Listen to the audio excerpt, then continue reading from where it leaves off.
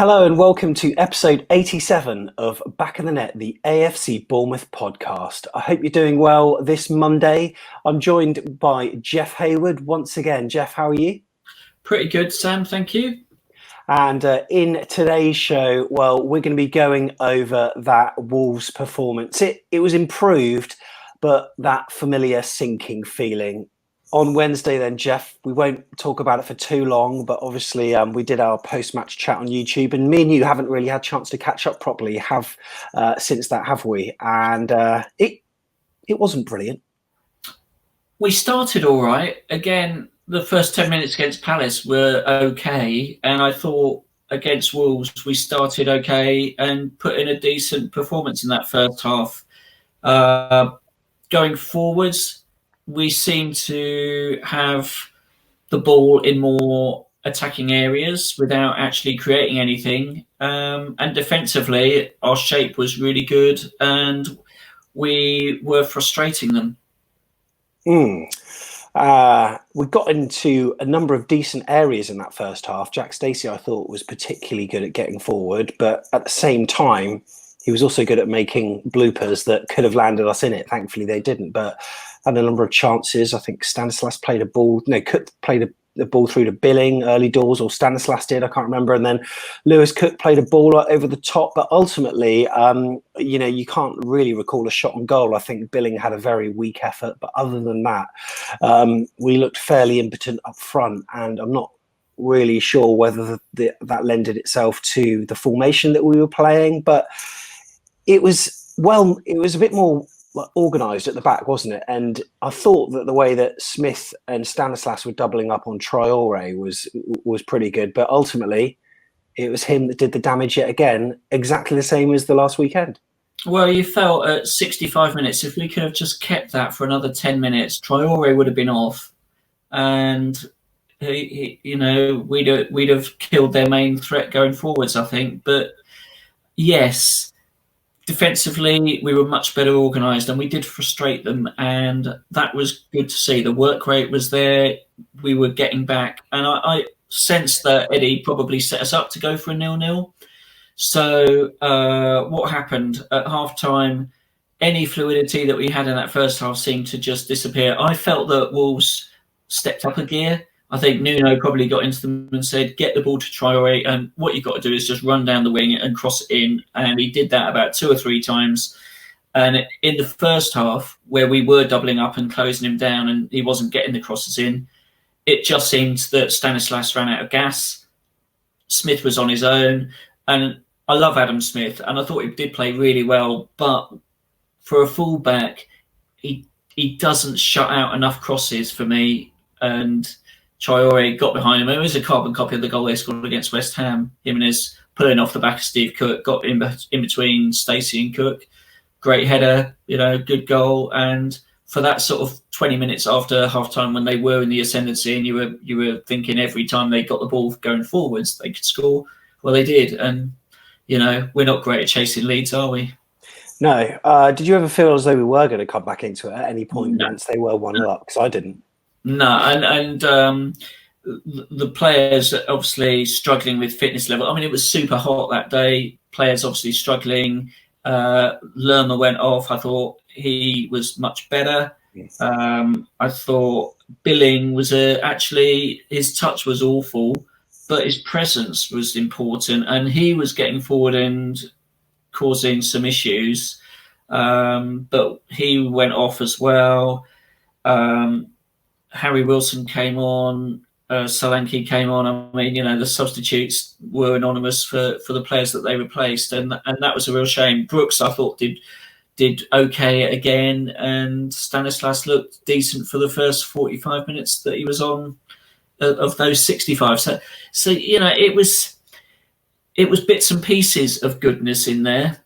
We weren't crisp enough with the ball with our passing again, and one fan commented that Stacey was our most attacking player, and he was. When he got the ball and attacked them down the flanks, we actually looked dangerous. But even so, you felt there was just Callum to aim at, 4 defenders. We just weren't getting forward to support Callum and creating problems for them at all. it seemed to be a lot more fluid in the first half, and in the second there were a number of occasions where the ball was just lumped forward to Callum as if he was some kind of Steve Fletcher character, but there was no one near him, so he was expected to not only hold it up, get it under control, but also hold it up and wait for his teammates to arrive, and it didn't seem so good at all. And like you said, his attacking prowess was great at right back. Smith, as good as a job he did on Traore, I think there was an imbalance there, and he doesn't get forward like Stacey does. And I know Rico maybe isn't quite there yet in terms of his attacking prowess, but he can get a ball into the box, and Callum Wilson didn't really get much service. So a lot of people have been moaning about Callum, saying that, well, we're glad he's out anyway. However, you've got to say that in terms of ball to feet, his service was pretty poor, and I think it's just the way we didn't really move up as a unit. There seemed to be such a massive gap between the midfield and the striker, and that's where David Brooks is supposed to come in. There were a number of occasions in the first half we broke fairly quickly, but it always broke down due to a misplaced pass or lack of control. And Wolves, to their credit, were really well drilled, and I was so impressed. The way they break, the way they attack is really good, but then they get back and their shape is also so good. And it was almost like facing Crystal Palace's defence at times, but we just also know that Wolves have got some potency up front as well when they do attack. I think we need that left footer on that left-hand side, and I was impressed with Lloyd Kelly. I know he's only been on for a few minutes, but he actually looked to have a bit of pace and a bit of intensity to get outside and make those crosses. So I wouldn't be surprised if he starts the next game. Could be a risk ahead of Rico, I think, because Rico would have come on against Wolves, I think, if he was in Eddie's mind. But for whatever reason, he seems out of favour now. Danjuma had a one solitary shot in that second half. But I think he probably needs more support. And again, he may well start against Newcastle. And Callum, disappointing that he got the yellow card. I mean, it was a bit of a brainless sort of challenge, I think. He didn't need to do that. But I think the players were, you talked about the aimless long balls. I think the players were told to hit the channels more for Callum. Hot day. He didn't get some of those balls early on when he probably made the run, so he sort of slowed down and made fewer of those runs as the game went on. So it looked as if we were really static. Yeah. Whereas actually in that first half, I did think we stretched them a little bit more than we did in the second.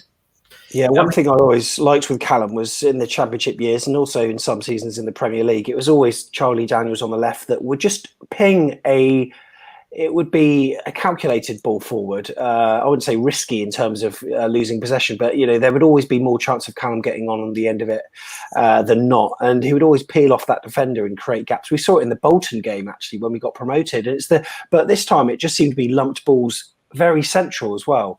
He had sort of three players behind him. It was very difficult. So I'm not on the I'm glad he's not playing camp, but this does present an opportunity, to other players, of course, and hopefully Josh King will be able to fill that void. We'll of course speak about that. But Jeff, I don't know about you. We were talking about scenarios when this whole Project Restart, is it going to happen? Is it not? And we were saying, well, maybe we can promote Leeds and West Brom and then 5 will get relegated next season. You might as well relegate 5 this season. No one wants to win, do they? No, the saving grace of everything that's going on at the moment is the poor performances and lack of form of all the other relegated sides. I've seen Villa a few times now. They look pretty rank, frankly. I mean, what about Watford yesterday against Southampton? Yeah, so Watford, there was an issue with 3 of their players having a party, so they couldn't get picked, and I think that destabilised a lot of their usual kind of team spirit and energy, and you just get a sense that things are not happy in that Watford camp. They didn't play very well. Seiss, the player who caused so many problems against Liverpool when they won 3-0 earlier in the season, I mean, he looked a shadow of himself yesterday. I mean, Southampton did look good. I mean, pains me to say it, but that is not the team that lost 9-0 to Leicester. They were sharp. And do you know what? They reminded me a bit of what we're like at our peak, playing little triangles, players getting forward and back really quickly. They were winning every second ball against Watford. Can you remember us winning a single one in that 90 minutes when we last played them? Yeah, I was texting Freddie from the Ugly Inside Southampton YouTube channel before the game today, and I said, please do us a favour this afternoon, can you? And then afterwards, he just texted, "You're welcome." And I said that I was chatting about the game to a group of friends on WhatsApp, and I said to him, you could be top 10 fodder next season. I said that Watford aren't exactly the gauge or the litmus test of how good your team is, but to have a flexible squad with a lot of versatility, compare that Southampton performance yesterday with Bournemouth's stagnant effort so far. And it just seemed miles apart. And also Southampton's defensive shape was also quite good. And arguably it could have been 4 or 5 for Southampton. I think they've got a confidence and a belief in the manager and the system. Do we have that? Yeah, that is the question, isn't it? Do we have that? He's going to change the system for the Newcastle game. He will play 4-4-2. Fairly sure that he's going to have to do that because it is a must-win game. And having watched Newcastle get absolutely destroyed by Manchester City, the way that they played, I wouldn't be surprised, having seen Palace, that they wouldn't try the same that they did against City against us, and probably have a lot more success. Play that sort of low block defence and lump the ball up to Andy Carroll or whoever's up there, Joe Linton, probably, to just hold the ball and wait for support and hit us on the break. I think they'll probably try that. And we're not great in that sort of scenario, so he's going to change it. He'll play 2 up front, and we'll see how the players get on. I think the break is going to do us good, though. I do think a week off after the 2 games back, bit of soul searching, bit of practice, bit of training. One of the frustrating things against Wolves, how many corners did we have? Where have our corner routines gone? Yeah. It was like lump it into the box. They were bigger than us. They were better than us. Bolly is a flipping giant in that centre of defence. And, you just sort of think, that's just so aimless and not us. It's not us. It is certainly a big one for us, Jeff. It's a must-win match. It seems that every other team are falling over. If we're going to take our chance, we've got to do it now, because with the matches that we've got coming up, they're not easy. We know our run-in. Manchester United, Spurs at home, Leicester. It's one of these matches where we just need to. And I was just thinking about the points return that Watford have got in their last few matches, and they will be really disappointed. They've played Saints, Burnley and Leicester, and they've got 1 point out of that. They're going to be pissed off with that. This is our match where we can maybe, I don't know. I'm really disappointed with having a 0 points return so far, but we might, we need to win, don't we? We must win, and it will take us out of the relegation zone. But weirdly, there is a scenario, and I hope this doesn't happen, where we could lose, yet still be out the relegation zone by the end of tonight if West Ham concede a hatful of goals at home to Chelsea. Which is crazy, isn't it? Again, it just shows how tight it is down there. And looking at the goal difference now with Watford, they're only 1 ahead of us. So, okay, they're a point clear, but 1 goal, it's nothing. The margins are really tight. And I think we can talk a lot about other sides and their performances. We could lose every game to the end of the season and still finish above West Ham if our defence plays better than theirs. Absolutely ridiculous. That'd be mad. But I think we do have to start winning, and I thought before this run started we had 4 winnable games. Palace was one of those. That's gone. I think Newcastle is probably, it's the must win. It's the game that comes at the right time before we have a tough run of fixtures. And you can see that a win against Newcastle would lift the team. It would lift the the club out of the relegation zone, and I think it would just give us a bit of belief if we can get 3 points. I just hope the players, understand how important it is, because you wouldn't have guessed it, judging by their reactions after Palace. After Wolves, a little bit more so, as a number of players slumped to the ground in disappointment, maybe even disbelief. But in terms of our chosen 11 then, Jeff, we're going to go through this, and we're going to sort of run through the side, all the players, in fact, because there's no real dead certs. I mean, maybe you'd say that Ramsdale is for being in goal, so we'll put him in as being in goal, and Nathan Ake as well. But I mean, other than that, some people were saying that Steve Cook had a bit of a poor game against Wolves. What were your thoughts? He was at fault for the Jimenez goal. He did give the ball away a bit, but quite honestly, you're not going to play Mepham there, because Mepham is a left footer as well, like Ake. You're not going to replace Smith Francis. You're going to play Cookie. Yeah. Okay. And our fullbacks. Obviously, we've been talking about this persistence with a right-footed player at left back, and even when Jack Stacey came off, Smith moved to his preferred side, albeit this was late in the game against Wolves. Rico's there sat on the bench, and Eddie Howe brings on a player that's never played any Premier League minutes before, albeit an expensive one who we want to mould into our left back of the future. But you just wonder what's going through Rico's mind. So what would be your thoughts about what to do on each of the defensive sides? I think he might make changes. I think Kelly might play left back, and I think he might switch Cook over to play right back. However, he might have a look at what Newcastle do and think St. Maximin is a bit like Traore. And Smith played well against Traore for 65 minutes, so he might think, I'll stick with Smith and Stacey. So I'm not sure he will swap it around. I think he might think Smith's a better defender than Kelly. I don't know. It's a tough one to call. I'm going to let you call it, though, because we're going to call this the chosen 11. I'll say he keeps Smith and Stacey.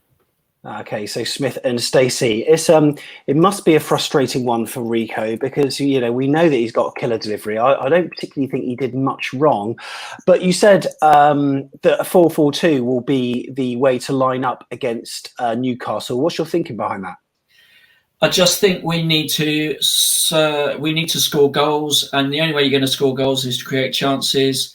And I think Newcastle are potentially the weaker defence of the three sides that we will have faced. So he may feel, and also the probably less ambition going forwards in the other direction. So I think he's going to look to stretch them more and play a bit more like Championship Bournemouth. Are we going to assume that Josh King's going to be okay? Yeah, we've got to.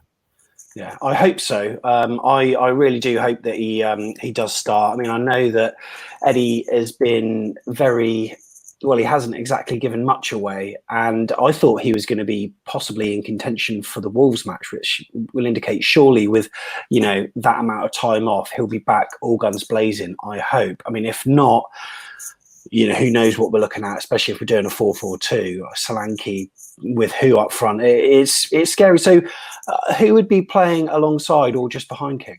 I'm going to play Brooks up there. Yeah.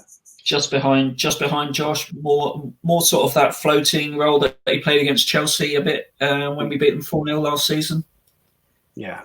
Okay. Yeah. And I was thinking back to that performance today, that performance earlier. I was just thinking about it, and in that, we played brilliantly, and we didn't have Callum. Callum was unavailable for that match, whether it was injury or suspension, not sure. Josh King was there. Stanislas, yes, we did have Jordan Ibe. However, maybe you're right. Maybe this could be what unlocks them. So obviously this poses a question of who we'd play on the right and left sides then, given that Brooks would no longer be on the right. So I'm going to go with Stanislas and Danjuma, I think. And which side for which then? So we said Danjuma on the left. Do you know, I'm not sure. They might swap about a bit, but yeah, let's put Danjuma starting on the left and Stanislas on the right. But I think both players are good enough to change sides, and I think that will give us a bit more go forward and zip in attack, which we need. And I mean, Harry Wilson obviously didn't have the greatest of halves at Crystal Palace, but we know he's deadly from a set piece. But do you think the chances of having Wilson and Brooks on the pitch at the same time, albeit yes, they did for the first half against Palace, but do you think that's just a no-no? Yeah, I can't see that happening. We need to look at Harry as special teams. If we get a free kick like Southampton did, 20 yards out, 10 minutes to go, and he's not being used, bring him on and let's see if he can stick it in the back of the net. And then your two in the middle. I think I know which way you'll go, but do you want to tell me? Well, I'm going to have Lerma, and I think I'm going to go with Billing, actually, rather than Lewis Cook. Yeah, I'd agree with that. I think I would agree with that. I think, there were a few occasions where Billing did have poor games, but towards the end, especially against Liverpool, I thought he had a decent game and he was showing some good signs again. So yeah, I'm in tune with that squad, to be honest. So 4-4-2, Ramsdale. So across the back, Smith, Ake, Cook, Stacey. Midfield, Danjuma, Billing, Lerma, Stanislas, and then Brooks playing just behind King. Is there any chance that Newcastle will defend and be as well organised as what Crystal Palace were, or did the match against Man City on the BBC yesterday give you some hope? Well, it did give me some hope. Well, give me some hope. I mean, crikey, Man City are superb. What is hope? Yeah. Yeah, like if we could fashion half the number of chances they did, I think we'd be playing amazingly. I think I'd feel less confident going into this game if Benitez was the manager, because I think Steve Bruce is less good on that defensive side, and I'm not sure that Newcastle can keep a clean sheet against us. So the players will probably have the right mindset to think they can win this game. I mean, they've got to win it, but I think that mindset, that belief will be important as well, which I don't think they had against Wolves and they didn't have against Palace either. And I think also we will have more space to create chances, even if Newcastle play an ultra-defensive game, because I don't think they're good enough in the setup that they have and with the coach they've got to actually deny us that. Yeah. Can I ask you for a prediction then for this one, Jeff? So I'm going to stick my neck out and say 2-0 to us. 2-0. Excellent. I'm going to go for, you know what? I just feel as though I'm going to go 2-1. I don't think it'll be plain sailing, but yeah, I'm going to go for 2-1. And fingers crossed we can do it. Well, Jeff, enjoy the game on Wednesday. Hopefully it'll be a positive one. Yeah, be nice, wouldn't it? Yeah, it would, and certainly appreciate your contribution once again. Cheers, thanks, Sam. And be sure to subscribe to us if you haven't on YouTube, or if you're listening on the podcast app, make sure you subscribe there too. And why not leave a review as well? We'd really appreciate doing that because it helps us in all the podcast algorithms. Thanks very much, and we'll see you in the next video. Back in the